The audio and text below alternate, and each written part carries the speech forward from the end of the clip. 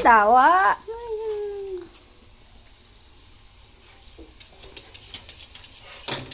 Luto siya guys ng spaghetti kasi naulan.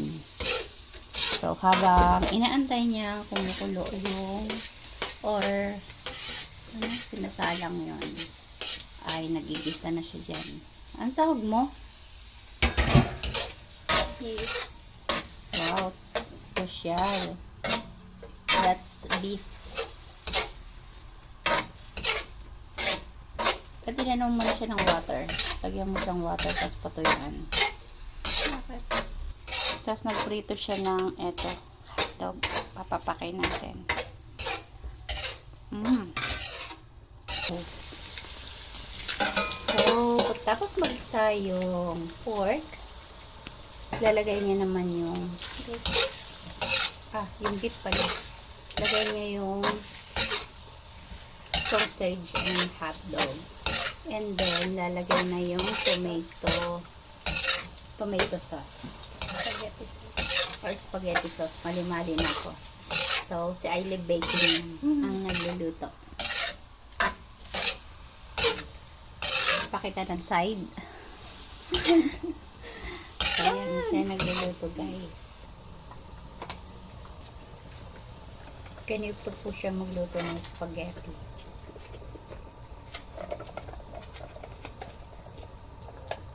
Yummy, yes. Wala siyang pasok today, kaya siya yung cook. Nakaisip siya. Kailan niya pa ba ito inaano? Last week. Last week niya pa ito gustong lutuin.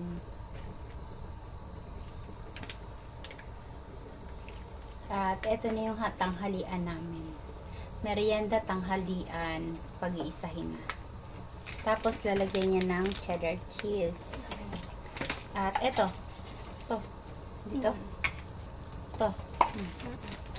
Ito yung pampatamis. Salt and pepper to taste. At condensed. Pero minsan naglalagay kami ng Nestle cream. Pero dahil wala ngayon Nestle cream at pangkain lang talaga namin yan. Pero yung dating pang-order namin ay nagluluto talaga kami. At nilalagyan namin ng Nestle cream.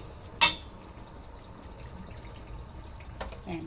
Multitasking yan guys. So, dalawa nakasalang niya.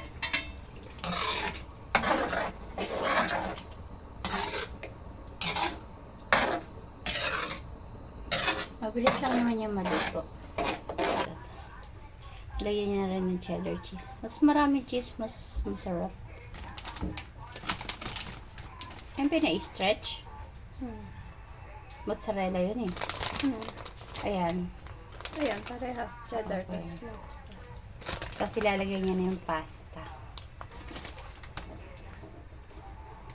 So, yun ang aming lunch and merienda.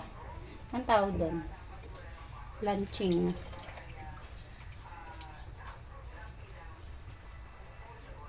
Yun o.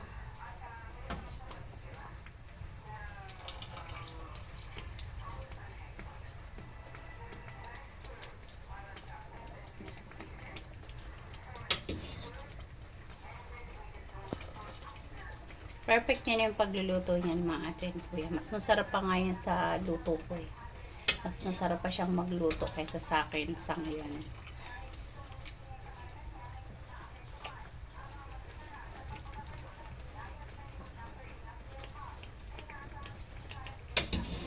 At yung pasta, gusto namin yung al dente. Ayaw namin nung malabsak. Kaya perfect niya na yan. 1 kilo pala yan mga ate and kuya. Para may birthday. Dati nakakain lang kami nito pag may birthday. Makiki-birthday pa kami. Kaya mapalad yung mga batang ito.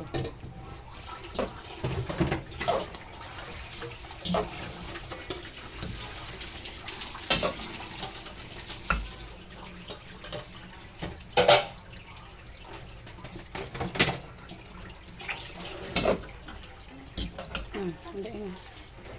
What? Meron pa. So, yun lang.